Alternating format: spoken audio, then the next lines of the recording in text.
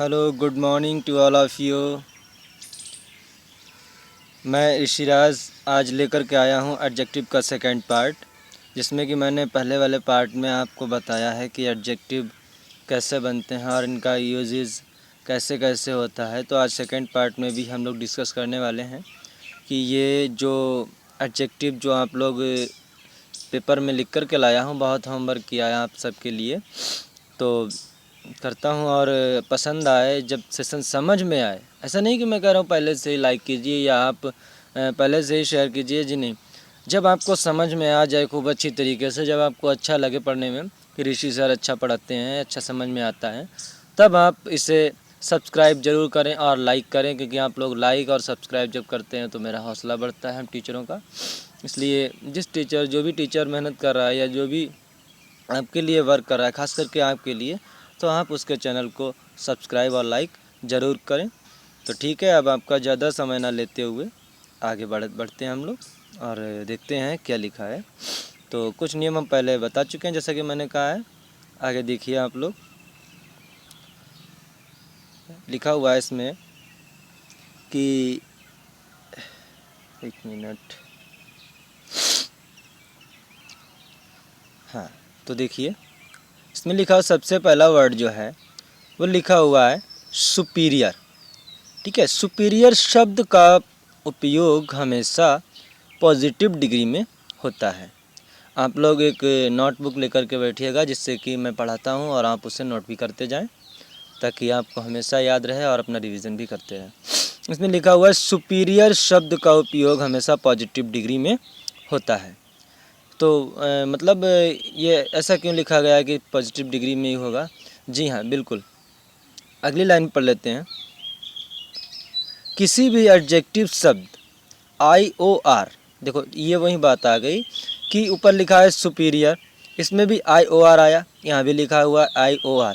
IOR वाले शब्द में मोस्ट या मोर, IOR से इनका उपयोग नहीं करते हैं। ठीक है, समझ में आ रहा है? सुपीरियर का शब्द का उपयोग हमेशा पॉजिटिव डिग्री में होता है, जैसे कि लिखा है किसी भी एडजेक्टिव शब्द IOR वाले शब्द में मोस्ट या मोर, IOR से इनका उपयोग नहीं करते हैं, जैसे कि सुपीरियर। तो बात समझ में आ गई होगी मुझे लग रहा है। ठीक है, सुपीरियर हुआ, इन्फीरियर हुआ, इंसीरियर हुआ, जो भी है आपका, उससे पहले कभी भी मोस्ट या मोर का उपयोग नहीं करेंगे, इसीलिए इसका उपयोग हमेशा पॉजिटिव डिग्री में होता है। ठीक है, हम लोग नेक्स्ट पॉइंट पे बढ़ते हैं। जिस किसी भी वाक्य में एडजेक्टिव IOR वाले हों, वहाँ पर हमेशा इसके बाद प्रेपोजिशन टू लगाते हैं। बस समझ में आ रही है बच्चे? जैसे कि अगर सुपीरियर आया है तो सुपीरियर के बाद में टू, एडजेक्टिव के बाद में प्रपोजिशन टू का यूज़ होगा। ठीक है भाई, जब भी IOR वाले शब्द कहीं पे भी मिल जाएं, ऑल ऑफ इंग्लिश में कहीं पर भी आपको मिल जाए, तो वहाँ पर इसके बाद में हमेशा पॉजिटिव, पहली बात तो पॉजिटिव डिग्री में यूज होगा, दूसरी बात यह है कि इसके बाद में प्रीपोजिशन टू का ही यूज़ होगा। राइट, ठीक है। अब हम लोग अगला पॉइंट को देखते हैं। अगला पॉइंट लिखा हुआ है सुपरलेटिव डिग्री का उपयोग हमेशा थर्ड के लिए होता है। एक्चुअली ये थर्ड नहीं है, यहाँ पर लिखा हुआ है कि तीन लोगों के लिए, तीन लोगों के लिए। ठीक है, यहाँ पे लिखा हुआ है तीन लोगों के लिए होता है या फिर उससे भी अधिक लोगों के लिए होता है। तो गाइस, अगर आपको नहीं पता है कि सुपरलेटिव डिग्री में जो है वो यूज़ हमेशा कितने पर्सन्स के बीच में होता है, तो आज आप समझ लीजिए। कभी भी कहीं भी कोई भी व्यक्ति अगर आपसे पूछता है कि सुपरलेटिव डिग्री का यूज कितने पर्सन्स के लिए होता है, तो हमेशा तीन लोगों के लिए होता है। बात समझ में आ रही? जैसे कि आपसे कहा जाए कि सीता रीता से सुंदर है, तो ये कंपैरिजन हो गया। अब आपसे कहा जाए कि मीना सबसे सुंदर है, तो मीना सबसे सुंदर क्या मतलब क्या हुआ कि मीना अन्य लड़कियों से भी सुंदर, तो अन्य का मतलब वो दो से अधिक होंगी।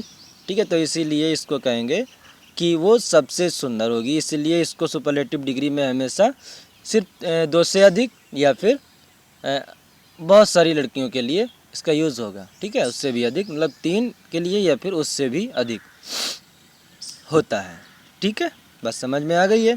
तो ये कंसेप्ट है हमारा इसके लिए। अगला फैक्ट हम लोग देखते हैं। अगला फैक्ट हमारा है कंपैरेटिव डिग्री का उपयोग हमेशा दो के बीच में ही होता है। अब कंपैरेटिव देख लीजिए, कंपैरेटिव और पॉजिटिव डिग्री, कंपैरेटिव और पॉजिटिव डिग्री हमेशा जो है वो दो लोगों के बीच में ही होती है, बनती है। एक चीज़ और, जब सिमिलर नाउन्स हो या सिमिलर प्रोनाउंस हो या कोई भी सिमिलर ऑब्जेक्ट हो तो ही उसमें कंपैरेटिव कंपैरिजन हमेशा होता है। ओके, समझ में आ रही है। हाँ, तो डिग्री ऑफ कंपैरिजन हमेशा तभी बनती हैं जब सिमिलर हों, समान चीज़ें हों, तभी होता है। ऐसा नहीं कि एक आदमी की तुलना एक बिल्डिंग से कर दी, आदमी ताजमहल से सुंदर है, ऐसा कभी नहीं कर सकते, ठीक है। जब एक जैसे आदमी की आदमी से तुलना, पेड़ की पेड़ से तुलना, बिल्डिंग की बिल्डिंग से तुलना, इस तरीके से हम सारी तुलनाएं करते हैं। इसलिए तुलना हमेशा सिमिलर होती है।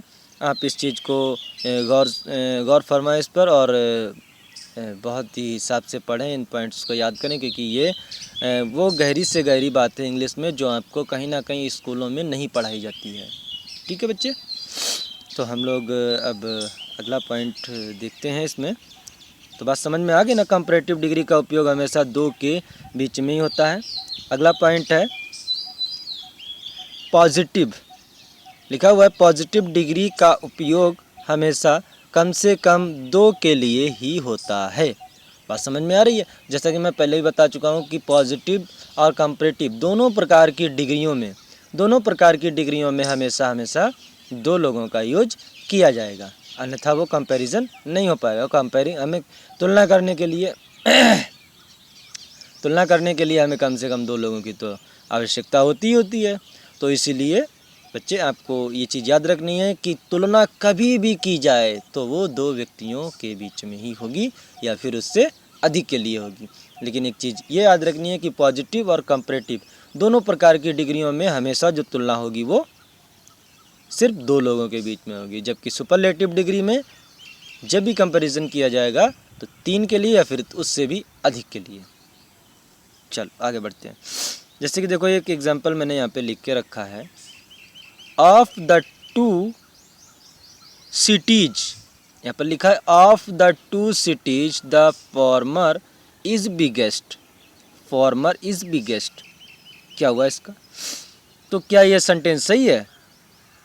अभी चेक करते हैं, पहले इसका रूल पढ़ते हैं। देखो यहाँ पर इसके नीचे इसका रूल लिखा हुआ है, हमेशा क्या लिखा हुआ है, हमेशा ऑफ द टू के साथ, क्या लिखा, हमेशा ऑफ द टू के साथ कंपैरेटिव डिग्री के जस्ट पहले द का उपयोग होता है। जब कभी भी ऑफ द टू दिया हो तो उस कंपैरेटिव डिग्री का सेंटेंस जब भी होगा तो जस्ट उससे पहले द का उपयोग होता है। यहाँ क्या था, हमने जो एग्जांपल दिया है, of the two cities the former is biggest, ठीक है। और इसका राइट देखिए क्या है, ऑफ द टू सिटीज। पहली बात तो ये देखो, पहला पॉइंट तो यहाँ पर हम पकड़ लेंगे क्योंकि यहाँ पर लगा हुआ है बिगेस्ट, जबकि यहाँ पर लिखा हुआ है ऑफ द टू सिटीज। बात समझ में आ रही है, ऑफ द टू सिटीज। तो इस तरीके से जब ये EST तो हमेशा सुपरलेटिव डिग्री में ही आता है, जो कि हम शुरुआत में बता चुके हैं, पहले पार्ट में देखना आपको मिल जाएगा। बिगेस्ट में EST आया है जो कि सुपरलेटिव डिग्री है, और सुपरलेटिव डिग्री जो है वो हमेशा 3 या फिर 3 से अधिक के लिए अप्लाई होती है, जबकि यहाँ पर लिखा है ऑफ द टू सिटीज। तो यहाँ से आपको समझ लेना है और इस बात को याद रखना है कि ये तो ऊपर वाला सेंटेंस गलत हो गया। आप एरर ऐसे ही पकड़ पाएंगे जब सारी बातों को याद रखेंगे। अब देखिए सही क्या है, of the two cities the former is the bigger. Two के लिए है, ठीक है, फॉर्मर लगा है ना, तो फॉर्मर का मतलब क्या हुआ, फॉर्मर का मतलब ये हुआ कि ये आपका कंपैरेटिव है, इज द बिगर, ठीक है। यहाँ पर EST ना हो करके यहाँ पर ER आएगा, तब ये सेंटेंस आपका क्लियर होगा। इस तरीके से हमेशा ऑफ द टू के साथ कंपैरेटिव डिग्री के जस्ट पहले द का प्रयोग होता है। समझ में आ गया? चलो अगला पॉइंट हम लोग पढ़ते हैं, देखते हैं क्या लिखा है। IER, पहले ऊपर जो हमने पढ़ा है वो IOR था, अब है IER। सॉरी, IER ना पढ़ के हम लोग ER से पढ़ते हैं, ठीक है, ER, क्योंकि I हर जगह नहीं मिलता है, ER बनाना पड़ता है।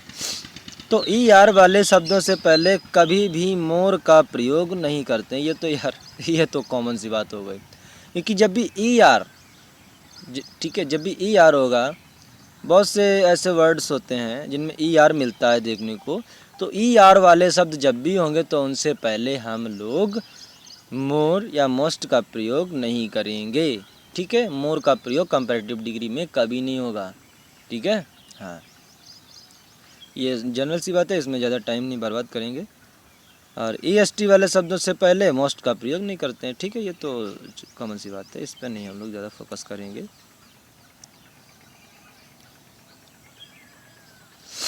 जैसे देखो इसका एग्जाम्पल भी दे रखा है, I am more lonelier here than I was in the USA, ठीक है। तो यहाँ पर क्या होना चाहिए, यहाँ पर होना चाहिए कि मोर लगा है ना, यहाँ पर ER आया, यहाँ पर मोर लगा दिया, तो ये तो गलत हो गया ना भाई, तो गलत हो गया। तो इसलिए यहाँ पर मोर ना करके हम लोग सीधे आई एम लोनलियर, मोर हट जाएगा, I am lonelier here than I was in USA, मैं बहुत अकेला था जब मैं USA में था, ठीक है। तो बात समझ में आ रही है। I am lonelier here than I was in the USA, ठीक है। हाँ, तो इस तरीके से हम लोग इसको याद रखेंगे, समझेंगे और पढ़ेंगे, ठीक है बच्चे। हाँ, अगला पॉइंट देखते हैं हम लोग। लिखा हुआ कि हमेशा सेंटेंस में पहले ऑर्डिनल नंबर लगता है तथा फिर कॉर्डिनल नंबर लगता है। यह ऑर्डिनल नंबर क्या होता है और कॉर्डिनल नंबर क्या होता है, देखो ऊपर लिखा हुआ है। लिखा हुआ है कि ऑर्डिनल नंबर का मतलब होता है जैसे फर्स्ट, ठीक है, first, single, one, only one, ये होते हैं ऑर्डिनल नंबर। अब फिर लिखा है कॉर्डिनल नंबर का मतलब होता है 2, सेकेंड, थर्ड, ठीक है। इस तरीके से आपका थर्ड, फोर्थ, फिफ्थ, सिक्स, वो तो आपका बहुत लंबा प्रोसेस होता है, तो इस तरीके से वो होता चला जाएगा। इस तरीके से आपका ऑर्डिनल नंबर और कॉर्डिनल नंबर दोनों आता है, ठीक है भाई। हाँ, तो जैसे देख लीजिए यहाँ पर एग्जांपल भी दे रखा है। द फर्स्ट टू अराइव, अगर यहाँ पर लिखा होता द टू फर्स्ट, तो सेंटेंस क्या होता, गलत होता है। इसलिए सबसे पहले आएगा आपका ऑर्डिनल नंबर, उसके बाद में आएगा कॉर्डिनल नंबर, ठीक है। ये ऑर्डिनल है और ये कॉर्डिनल है, ठीक है। तो सबसे पहले ordinal, the first to arrive were the lucky recipient to a surprise gift, ठीक है भाई। हाँ, तो ये था हमारा आज का एडजेक्टिव का सेशन। अगले टर्म में हम लोग बात करेंगे एडवर्ब्स की।